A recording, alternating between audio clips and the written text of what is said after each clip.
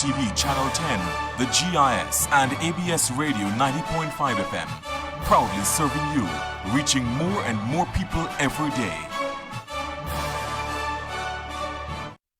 Well, good morning. Thank you so much for joining us here on ABS across all our platforms this morning. We bring you this very special live presentation. It's a press conference from the Promoters Association in this country. As you would know, the government recently gave the green light. Actually, it's going to be given on July 16. But the temporary green light to go ahead with planning and promoting fetes in this country as we continue to relax those protocols that govern curbing the spread of COVID-19. We've got on set 3 members of the interim board of the Promoters Association, and they are here to answer our questions and to give us some feedback and some information as to what will happen going forward as we look forward to a summer of sorts where we can go back to some semblance of normality. All right, let's introduce our panelists on set this morning. As we said, they're all here to give us some information, and we'll be answering our questions as well. We've got on our extreme left, or your extreme right, we've got Mr. JIME HUNTE. We've also got CHALITA Rose, and we have Joseph Warner. As we said, they're members of the interim board, and they'll be here to answer our questions and to provide us with the much-needed information. Morning, gentlemen, and thank you so much. Morning. All right, good. Is it fair to say that it's been a long time coming, and we're happy to be here? Most definitely. More than fair to say. More so for you, but for the fetters as well. Let's talk about the road to get us where we are right now, because it would have taken lots of planning, lots of discussions, etc. How have we arrived at this decision where we are today? Who wants to start? Well, I'll start. Let me just say good morning, of course, to everybody locked in via the World Wide Web and on your social media streamlines. It's been a long road. The interim committee has been meeting, trying to put our heads together as to see how best do we move forward. We would have sat as a team. We would have engaged some medical persons in the field and some people who have the experience of handling the COVID-19 pandemic. One thing I want to get out there to the public is that we recognize the importance of being safe. And ultimately, that is our first priority, to ensure that, one, our patrons are safe, and on a wider capacity, the country on a whole is safe. So while we recognize that fetes are not just about party, there's an economic drive, an economic derivement from the funds, but we recognize that we have also an opportunity to do something unique, to do something safe, and to allow us to get back to some form of normalcy, which is all needed for our sanity. Yes, I agree with that. Now, we talk about the date of July 16. Any idea as to why that date in particular was set? Does it coincide with when most people would have had their second shots? Why are we looking at that date in particular? Well, more or less coincide with when the majority of people would have had their second shot. So with numerous discussion and via meeting the necessary parties, hence we derived at the date of July 16th for commencement of parties. And in terms of keeping our patrons and the promoters and the RTs safe, what are some of those protocols that we've agreed upon that will ensure that is kept? Well, good morning again. Well, of course, as you had heard before, the most important protocol is that each and every person at the venue has to be vaccinated, going from entertainer, staff, patrons, security guards, police officers, to ensure that everyone is safe in that space. So essentially, we'll be creating a bubble. And to ensure that everyone is safe, we make sure that each event has sanitation stations, hand washing stations, there's demarcations for entrance, so there's not a bottleneck going into the venue. We also encourage mask wearing in the events to keep with the crew, to ensure that you're in your bubble. Even though you're in a bubble, we're going to have temperature checks on entry as well. And if your temperature is elevated, it's going to be an area where we place you until a Ministry of Health official comes to check you to make sure you're safe, and it's just an elevated temperature, so you can proceed to the party, or if not, proceed to more health procedures from there. And those are some of the procedures that we have in place. Of course, there are no gate sales, because we don't want it to be in a situation where there's a bottleneck of people or congregating of people outside the event. All tickets are done virtually, so you use your ticketing app. You can purchase all your tickets via ticketing, so there's no need to ever leave your home to purchase a ticket. We encourage that you purchase your tickets 48 hours in advance, so the Ministry of Health personnel can verify your vaccination information, because what will be done is when you purchase your tickets on ticketing will then send your name to the Ministry of Health to verify that you have been fully vaccinated, they send back that you're okay and you can now proceed with your ticket. And this is how we verify that each and every person that is on the venue is vaccinated. Also, the staff, we have to know that your staff, who the staff are 24 hours in advance. So we need a list of your staff, bartenders, security guards, no matter who's going to be on the venue, we need a list of their names so we can verify that they're actually vaccinated at the Ministry of Health. As you know, this is not business as usual right now, but we need to have a common sense approach to restarting the industry because it's very vital to our economy. And just to add to Mr. Hunt's comments, even before you get to the event, so there are a list of protocols. The first step that we have taken as a group was to basically suggest to the Ministry of Health and to the Ministry of Festivals that a task force has been set up. We approached Cabinet with that as a part of our recommendation, and I'm proud and happy to say that the Cabinet did agree to that. That task force has since been set up and met, and the protocols have now been set. So, that task force comprises of police officers, the Ministry of Health through the CBH, ticketing, and the promoters along with the Festivals Commission. The reason for this is that we wanted to have a 360 approach towards governing the protocol, and that task force will meet on each event. So basically the process is, once you want to host an event in Antigua and Barbuda during this period, you need to make an application to the Festivals Commission. We have developed an application form which lists out the protocols that you need to employ before you can state that you're having an event. One of the other facets towards those protocols too are that we would have accepted that venues need to be COVID sanctioned. So you need to be approved to host your venue. So one of the things that we would also ask persons to do is to list your venue. The task force will then send out their team to look at the venue based on your capacity. Of course, we know that that cap number is 300. Based on your capacity, they will approve the venue to ensure that you do have all the different elements that you need to have to ensure that your venue is COVID ready.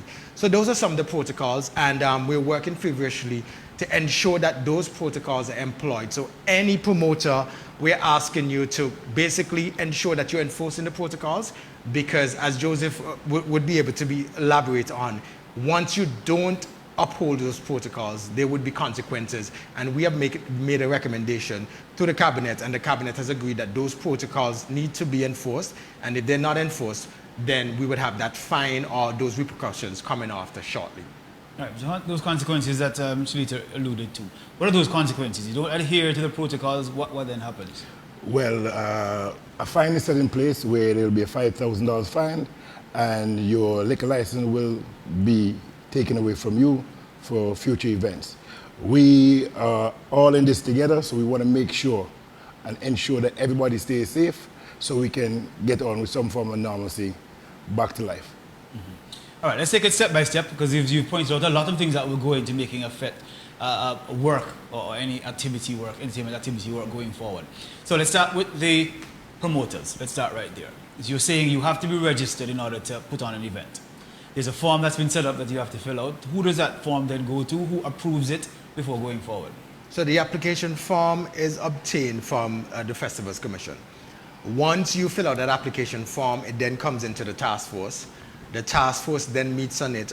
We're looking to meet at least twice a week, depending on how many applications come in. As far as I know, there's been one application sent in just this morning.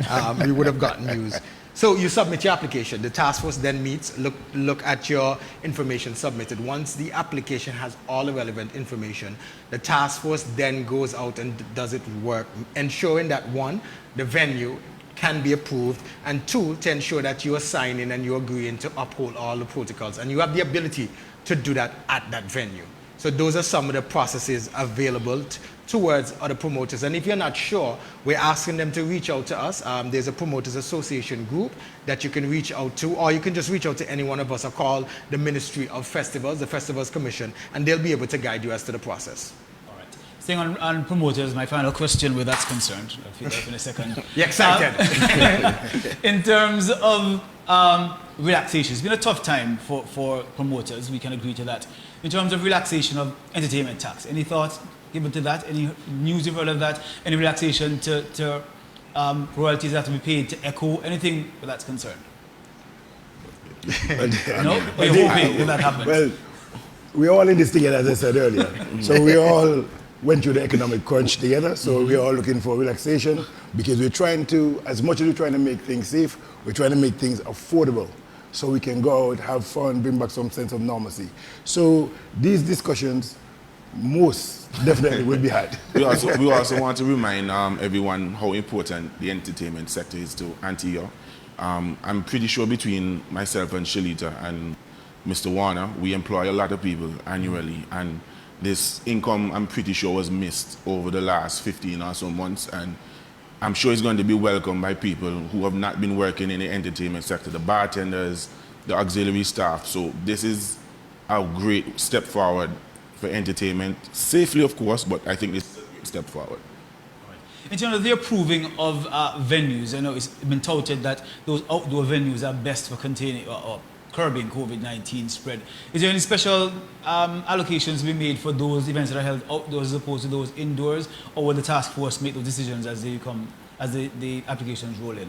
Well, if I can, in the interim stages, we are recommend. Well, what the Ministry of Health and the health officials have said is that they don't recommend any indoor events in the first stage because we want to minimize any risk that could possibly be taking place. So there should not be any indoor events in the first stages. In the second phase as well, I think there are no indoor events because that goes up to, I think, 900, and after that, we phase in indoor events at 50% because we want to take this slowly as possible to make sure that we get this right and to let Antiguans and Barbadians know that their health and their safety is paramount and priority to us. So that's the most important thing here. Which speaks to how we looked at the rollout plan. So what we would have done as a team, as I said earlier, was to really sit down and try to engage the medical practitioners to ensure that we are following protocols. So our proposal features a three-phase system. The first phase, 0 indoor events. I mean, for us, it's very important that we protect the nation of Antigua and Barbuda. While we recognize that people want to have fun and frolic, there is a lot of responsibility in terms of the economy, in terms of the health, and one event being a super spreader, it affects us in different ways as a nation. So the first phase would see 0 indoor events, and we want to take it at different phases because we want to be able to look back at how we would have rolled out the protocols in phase 1 as to see whether or not we need to tweak and if things are working within our best interest. So what we're ensuring that we do is to ensure that phase 1 features protocols that we're able to look back at and say, yes, these protocols worked. This is what we need to do to ensure that patrons are safe, because at the end of the day, while we want to return to normalcy for the better good, we want to ensure that our patrons are safe and the nation of Antigua and Barbuda remains safe and we remain keeping COVID under control. All right, and in terms of the numbers that are allowed, is that dependent on the size of the venue? Like for churches, when they're reopening, okay, you have this amount of this number of square footage, and you can only accommodate 400, 200. Will that be the same in terms of the venues that we have? No, all venues, how we're looking at it now within phase 1, the cap is 300. So what we would have shared was 300. So even if your venue could host 500, that is not under consideration. The cap is 300. So we spoke about, Mr. Warner spoke about some of the fines to be employed, but we never spoke about what those fines would derive from. That goes to whether or not you have someone in your event who is not fully inoculated by some chance, and that person would have been identified by the Ministry of Health to ensure that you're following all protocols, and that means that your event stays within 300 attendees. Now your workforce, which Mr. Hunt would have touched on earlier, you need to submit that list to ticketing and the Ministry of Health so that we can verify everyone on your workforce is within the inoculation cycle to ensure that the 2 weeks would have passed after their second vaccination. And what we want to do is to ensure that each person is working. So at any one point during the event, if you submit 20 names for working and Ursula Charles is a bartender and Ursula Charles is spotted within the 300 persons partying, that in itself is a fine of $5,000, and we are serious about that. We support the Ministry of Health to ensure that they're enforcing through the police, and we want to give them our support and our commitment again as the Promoters Association that we want them to enforce the protocols to the full-fledged ability of the law. Excellent. Let's get to the party goers themselves now. There's some who will complain that to buy a ticket online through ticketing might cost a little more than the actual ticketing price. How are we dealing with that? Or is it just the trade-off for being safe at an event, you think? Well, you answered the question yourself. Maybe I shouldn't have. It's a trade-off in order to be safe. So look, at the end of the day, we are a brother's keeper. As Mr. Rose said, we are making sure our clients are paramount priority and safety also. So we are making sure we made all the steps to make sure that everybody is safe. And look, at the end of the day, we all have to do what we have to do. All right, in terms of checking the names when the patrons come now, no bottleneck approach, you've said, pre-registration, tickets, ID checking. How do we ensure that that process moves quite smoothly? Yes, we want to encourage all our patrons to bring IDs to verify at the gate. So when they get to the gate and they present, they go to ticketing to scan. Ticketing will then view their ID and they will then Picture ID. verify. The picture ID, of course, government issued picture ID, and they will then verify that the individual is who they say they are with the ticket information, and then they can enter the venue. All right, good stuff. Now, I want to talk about the issue of mask wearing, because it was brought up, and some people are going to say, this is a fete of fully vaccinated people. I'm going to be rubbing up on you. Why am I even wearing a mask? How do you respond to that, gentlemen? Well, we trust the science, and we listen to our CMO and the Ministry of Health, and they have asked us to encourage our patrons, if they're not eating and drinking, continue to wear your mask. We understand that you're fully vaccinated, but we're not at herd immunity yet, so we need to ensure that we're still responsible, even though we're having fun. So even during the event, we're going to be saying, make sure you're wearing your mask, wear your mask, have your mask. We'll even make sure that our patrons have their mask, so that's paramount. All right, now all this talking, and we need to know what the talking is about and when the first event will be. So, whose event will it be? It appears the good gentleman will be the first. Yeah, it seems so. Well, I'm hoping you leave some tickets. But, CHALITA, tell us. The first fete. We are looking at rolling out the first event. The date given, it's 16th July. So I know our patrons, and I say our, meaning the party in public, who really like to patronize these type of events. They're looking forward to it. So we would have sat with the commission and we would have looked at the best way possible to roll out the first event. We met with our fellow promoters through our association meeting over the weekend. And we would have moved the motion, and the Promoters Association has agreed that the first event will be a joint effort between all promoters. So there would not be any one entity hosting that first event, because there are a couple of things that needs to happen and happens the right way before we're set back. So it's a compilation of a DJ JIME events, Marketing Machine events, One World, your Blue Jeans, all these entities coming together, to put forth their hands, their heads, and bring together an event. One of the things that we want to ensure is that we are giving persons a reason to party, and we want to ensure that the concept ties into the medical science that we need to follow, and that the protocols can be followed. So there are a couple of things that's going to happen at the July 16th event. Whether or not that's the date, that's still left to be decided. But we're looking at a two-tier event where we have a vaccination drive, and of course host an event for persons who are fully inoculated.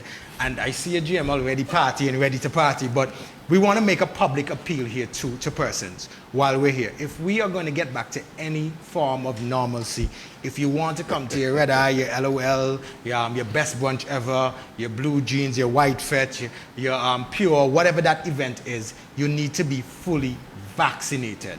So we're telling persons, carnival, all the other events that you want to go to, sports, whatever it is, you need to be fully vaccinated. So we're encouraging persons to get vaccinated. We, the Promoters Association, we will have our own PR drive, and we'll be doing our own vaccination drive in collaboration with the Ministry of Health. I know the Minister of Health, Sir Malwin Joseph, is very excited about working together with us, and we're going to basically utilize whatever resources we can to get the country vaccinated. And looking at the first event, whether that's July 16th or 17th, left to be decided because we're working out the details, but it's going to be a joint event by the Promoters Association for all vaccinated persons passing that 2 weeks of your second shot inoculation. Which then means that all attendees will have to be 18 and over because that's the only who are giving the vaccination. That's the people. Those Basically, people giving the that's how we felt. I've seen some people sneak in, so I just want to make sure that we now know it's 18 and over because those will be vaccinated. All right, so the first fete, July 16 or 17, joint promotion, joint fete. Are we hoping that from this, then the individual promoters will learn the best practices to take forward to their individual fetes? Is that the idea? Well, that is exactly the reason why we're doing it as a joint event, to make sure everybody sees exactly what the protocol should be, the actual test run. It's one thing with us saying it, it's another thing when we do the test run, the practical, so everybody can see exactly what needs to be done. All right, so apart from the 5 tickets you're leaving for ABS, that's 295 tickets See, for other patrons. We did say it's not business as usual. Wow! You're quick on the draw. You're quick on the draw. So that means 10 tickets for us then. No, that simply means that was a thing of the past. Yes. So are we saying that there'll be no complimentary tickets? What's that? The GM, I think the GM is okay. What we want to ensure persons understand is that the business is going to change. It has already changed. You have 3 promoters sitting here, and there's a promoters association who have been meeting and working together.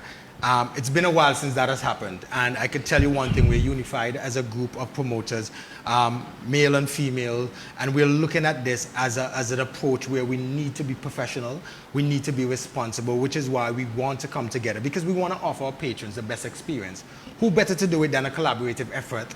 And I know that the police, the Ministry of Health, the Festivals Commission, the Minister, they're very involved in terms of ensuring that the success of this happens, because at the end of the day, we want to ensure that life goes on and we get back to some form of normalcy, but we need to be responsible. So that's why we are looking at this approach to be a unified approach between all the parties involved. All right. Any thought to the vaccination drive yet? How that would play out before this first fete? Any plans already in motion? We're still working on the details on our first vaccination drive, but rest assured that we're definitely going to be working with the Ministry of Health to engage the younger population to get vaccinated, because I know most of us think that, it's older persons affected, and right now a lot of young people are being affected by COVID-19. And we need to understand, even though, yes, it's about we're going to get back to fun and partying, we need to remember that this is a health crisis, it's a pandemic, it's not business as usual. So you have to make sure that we do the right thing and wear a mask, sanitize, and of course vaccinate, get your first and second doses. All right, in terms of, I know that for other events that are being held, they talk about the distance away from stages. That there must be at least 12 feet. And I know at a fete, everybody's usually right up where the entertainers, the DJs are. Any thought would be given to that, rails in terms of making sure we adhere to the 12 feet, or we're just waiting on the ministry or the task force to identify what that distance will be? Well, again, even though we're here sitting before you, it's still a work in progress. So we're looking at every detail, as Mr. Rose said. We've been having meetings with all promoters, all stakeholders, with the Ministry of Health. So again, it's a work in progress, and each day we're finding something new that we can put in place to ensure the safety of our patrons. Well, let me tell you, I never thought I'd be having a meeting with three promoters sitting, saying the same thing. But it's good to know that you guys have been working together, even with people who aren't here with us, and that there's even a task force. Just remind us who's on that task force, CHALITA, if you would. Who makes up that task force? Well, police, I think it's, it's members from the police force. There's an inspector from the police, I think it's Chris Matthews, I could be mistaken. There is Miss Julia Mannix from the Ministry of Health. There is Petley O'Keefe and Janelle Willett from the Ministry of Festivals, the Festivals Commission. Myself, JIME HUNTE, and also Hamish Pringle sit on that committee representing the promoters, and also representatives from ticketing, which is Nkenji Jew, and also Ashton Ferron. So what we wanted to do, Ursula, is to ensure that at any one time there's a quorum to meet from the commission. So the task force itself needed to have more than one person appointed for different stakeholders. So in the case of the promoters, there are 3. Mr. Warner will serve as an alternate if none of the three could make it. So there's always someone present from the promoters. We didn't want a scenario where the Ministry of Health or the police were to sit down and set protocols that are not feasible. So we wanted to be a part of the conversation and engage them, and they have welcomed us. So it's been a collaborative effort, and I could tell you, working within that database of professionals, that it's been welcoming. There's certain things that we had that weren't right, that the Ministry of Health said, listen, no, this can't work, let's do X, Y, Z, and we would have had that engagement. So the discussions are running very smoothly. To the ministry, they've given us a lot of support to ensure that we're getting the information. The CMO is always a phone call away, and also the Ministry of Health. So for us, we want to say thank you so far. The road that we've been on has been a collaborative effort, and the task force has a lot more work to do because it comprises of all the different stakeholders. All right, guys, you've answered my easy questions. We've got two journalists joining us via Skype this morning who want to ask questions as well. Zoe doesn't seem to be at her desk, but I see Shelton Daniel of Point of View Communications. Shelton, morning. Thanks for joining us. Go ahead with your questions for the panel, please, if you would. Shelton? Muted. All right, he's just waving. All right, let's go to Zoe. Zoe, if you would, if you have questions, good morning. Thanks for joining us. Hi, good morning. I've only just been aware of this, and I have to say I wasn't expecting this call, so I'm not very prepared. So we're talking here, I think, about young people's involvement. Can I just catch up here? Talking about young people's involvement in the debate about COVID protocols, is that right? We're talking about fetting going forward, meeting with the Promoters Association to ensure that we have some semblance of a fetting season going forward. Right, okay. Have we heard anything so far about the possibility of carnival? Do we know how that's happening? Well, we don't represent the Ministry of Festivals. You haven't heard. That is definitely above our pay grade. That's above our pay grade. But the Ministry of question would Festivals. be, bearing in mind the fact that we so far we're saying if you want to be part of the fete, you want to join in, you have to have had for the vaccinations. Have we had any pushback from people about this, or are they saying, yeah, we understand this and we're happy to go ahead with it? Well, it's the first time that we have come out to the media in terms of the protocols governing. Once the government would have made the announcement after that cabinet briefing, Zoe, we would have went back and started to work on the protocols. So it's now to see what the public consumption and reaction is. But at the end of the day, the protocols stand. And if you want to engage in fete going and event and revelry, you need to be inoculated. At the end of the day, it's a part of what the science tells us, and we want to be guided by the science. So whether or not the pushback is there, we still need to be guided by the science, and that is the stance that the promoters will be taking.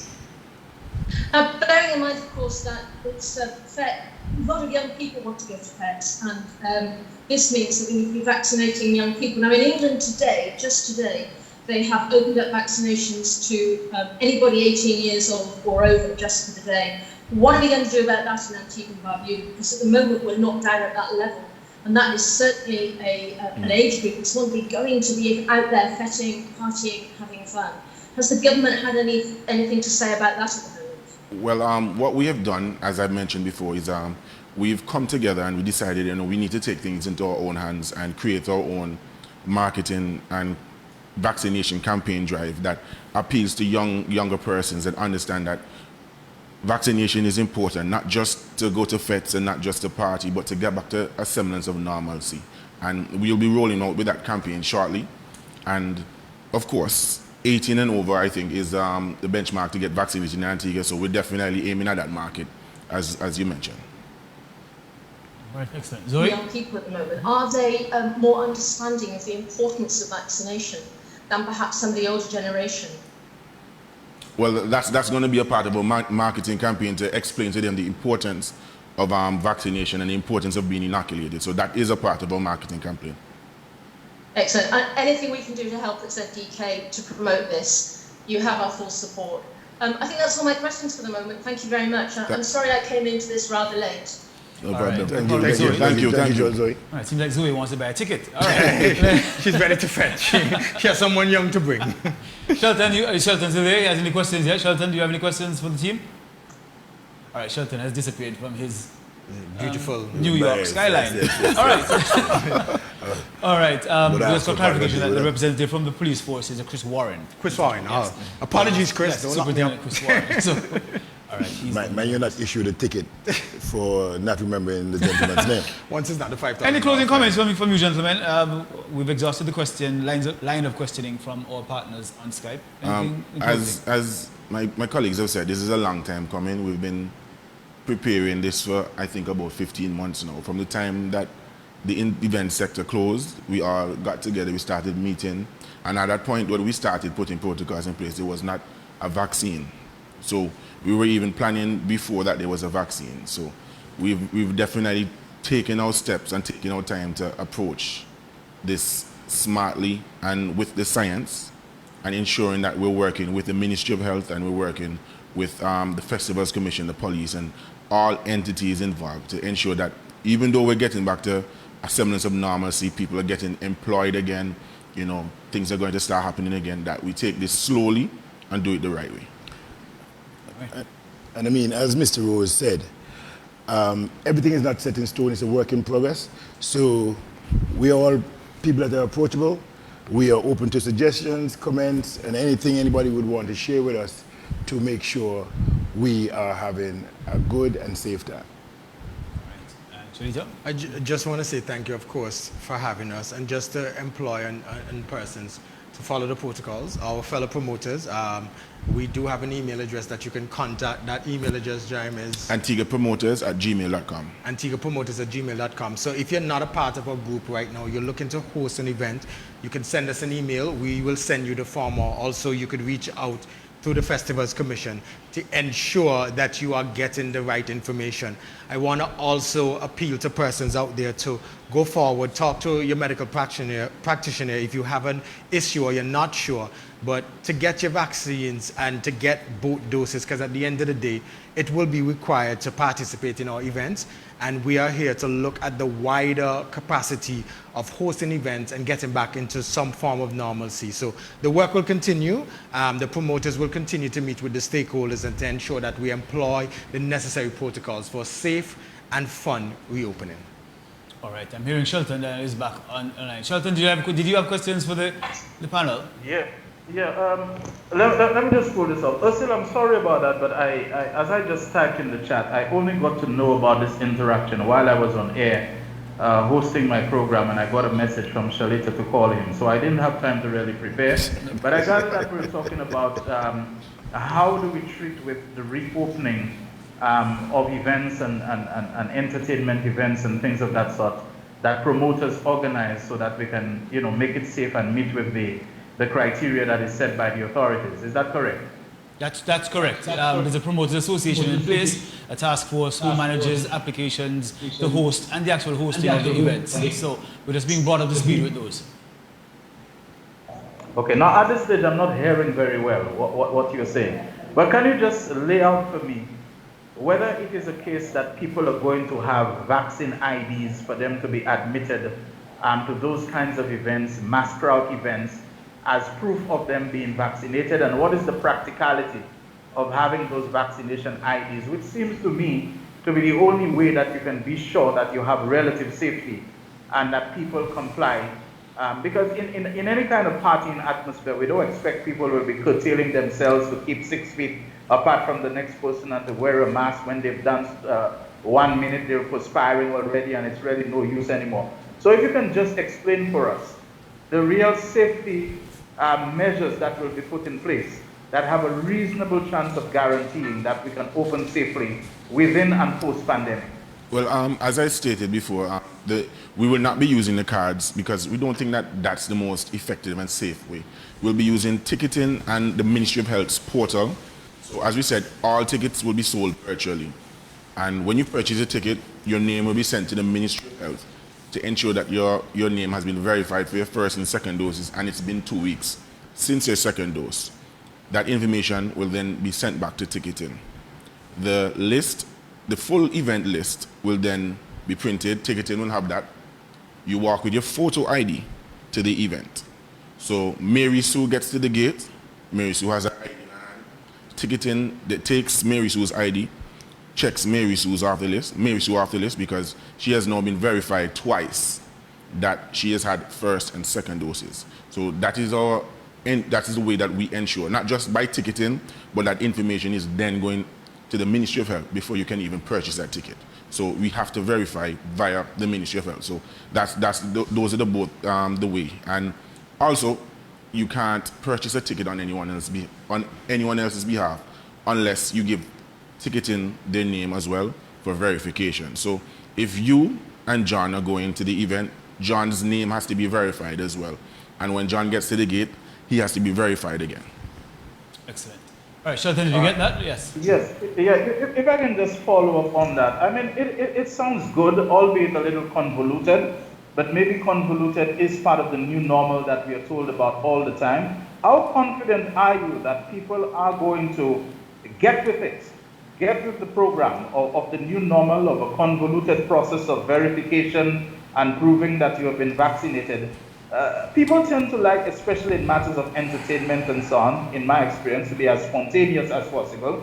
We can be spontaneous, but to have to go through the process where you submit your data just for the purchase of a ticket, it goes to the Ministry of Health, it has to be verified, you have to come and match your ID against the verification at the gate. How concerned are you that this can negatively impact the quantity of people who will be prepared to go through this process in order to attend and participate and patronize such events? Are you concerned that it is really going to draw away from your market, from your audience, from your crowd and so on, at a time when you probably need the mass effect more than ever because of the length of time that you've been in lockdown? Go ahead. Well, I think that we fail to mention that this whole process is digital. So it's more or less instantaneous. When you purchase your ticket, the information is instantly sent to the Ministry of Health. The information is then verified instantly via their portal and then sent back instantaneous. So that information is probably, that whole process is probably a minute and a half, 2 minutes tops. And then getting to the gate and verifying your name with your ID, I don't think that process is that lengthy. So it seems what we have done is break down the entire process. But in a digital age, and this digital age, thankfully, the whole process is probably a minute long. And just to add, and just to add to what Mr. Hunt said, there will be no gate sales which will make the process 10 times easier. Everything has to be, all tickets has to be bought in advance. So the process of getting to the event, getting into the event should be, as Mr. Hunt said, a minute and a half. And just human behavior is human behavior. So we do know our patrons. We do ask for their support in terms of how we roll out these events to be safe. But Shelton, if I could just say to you that, as Mr. Hunt said, the work is really done in the back end. What we have done is to identify the process to ensure that persons understand that the protocols are going to be followed and what those protocols are. Really, what that patron has to do is just to pick up their handset and purchase a ticket via ticketing. Everything else is done within the back end, and they just need to show up with their ID. So we don't see it as a big issue, Shelton, and our PR and marketing campaign will allow us to give that information to our patrons so that they could rest themselves and know that their process is just to purchase a ticket and proof of vaccination. So the quote unquote, the hard part is only getting vaccinated. The rest is just buying a ticket and walking with your ID. Correct. That's great. All right. Shelton, go ahead. Yeah. I do understand what the gentleman is saying. At the end of the day, we want to keep our society, our country, our people as safe as possible. But I think sometimes we overestimate the proportion of our population that is digitally inclined. We always talk of social media and we talk of the digital age with an assumption that just about everybody is plugged in, when there are considerable amounts of people who are hooked on the old style of thing, the actual feel of paper, the signature, the line, this sort of thing, and sending their information into cyberspace. There will be a lot who will be for it, but there will be many who are just not into the whole digital electronic trail of doing things. So, I mean, you probably would have worked out that the numbers, whatever they are, would have to be in your favor, or the issue of safety is one that is more important than that, and I'm fully supportive of that. What I want to ask, though, in light of this, given the kind of cynicism that we have seen with the pandemic itself, that has led to vaccine hesitancy, all sorts of conspiracy theories that they want to inject something in your body that will turn you into a robot that they can control, are you in any way concerned that this hesitancy can transfer into a cynicism into a digital cynicism that can negatively impact also and the support that you get for those events? Or once again, are you saying, okay, we believe that this is an overstated threat and that it's not really going to be much of a problem? That will be my last question for now. All right, thanks. Pre-pandemic, as you know, I do a carnival event called Rise, and most of my tickets are probably 4,000, I should say, sold virtually. So I think that most of our partygoers in Antigua are definitely inclined to the digital age and understand that it's very easy to purchase a ticket online. So we're not too concerned about partygoers not understanding ticketing or different apps that they purchase tickets, because it's what we've done to purchase tickets to go to Pure, to go to Red Eye, to go to LOL, for many events. So it's stuff that we've done pre-pandemic. Moving forward to the idea of cynicism to the technology of the vaccination era or post-pandemic as we're approaching now, I think that we have, as we've done, we've taken this as a small instance, and we need to remember that this is a sample size. 300 persons, it's a sample size. What we're doing, we're testing to make sure that we get this right. We don't turn this into super spreaders. We don't mess this up. So that's why we're starting with 300 persons. So even though, yes, we all do large events, we understand that's taking this small. And as old people say, take time, walk fast. We need to make a common sense approach to this. So that's why we're doing it 300 persons, and we're encouraging persons that have been vaccinated, fully vaccinated, to look forward to that first event, because they will see how we take this seriously and how seriously we're approaching moving forward. Yes, they're going to have fun, of course, but you're going to see how we have taken a common sense approach to this. All right. Well, we've spoken to Zoe, we've spoken to Shelton. We've got now Kadeem Joseph online from the Daily Observer Media, who's joined us. Kadeem, good morning. Do you have any questions for our panelists this morning? Kadeem? All right, we seem to have lost him. All right. Zoe and Shelton, thank you so much both for joining. We're about to wrap. Thank you so much. Let me say thanks to JIME, CHALITA, and Joseph. Thank you as well, gentlemen. I know you gave your closing argument, so to speak, a little earlier. But let me just wish you all the best on the venture going forward. It seems that you have really ironed out what needs to happen to make sure that the first event and all events going forward are super safe events. And so we're hoping that as many people as possible would adhere to the protocols going forward. Well, if you don't adhere, you can't come in the party. I think that's the bottom line. You need to be vaccinated, fully vaccinated at least 2 weeks before, buy your tickets on ticketing app. That will then be verified. And then, of course, you bring your ID to the event and then you get in. Is that the basis of it? Yes. Yes. All right, good. And for those new promoters who need to make application, what's that email address again, Jen? AntiguaPromoters@gmail.com, or you can go to the Festivals Commission office to pick up a form. All right, good. So the first event happens either the 16th or the 17th. I'm sure most of you would want to be there, but only 300 will be allowed to be there. So we want to say thanks to our guests this morning, JIME, CHALITA, and Joseph. And let's hope that you have the rest of the day turns into the best of your day. Take care. You are in tune with the nation's stations, ABS TV Channel 10, the GIS, and ABS Radio 90.5 FM. Proudly serving you, reaching more and more people every day.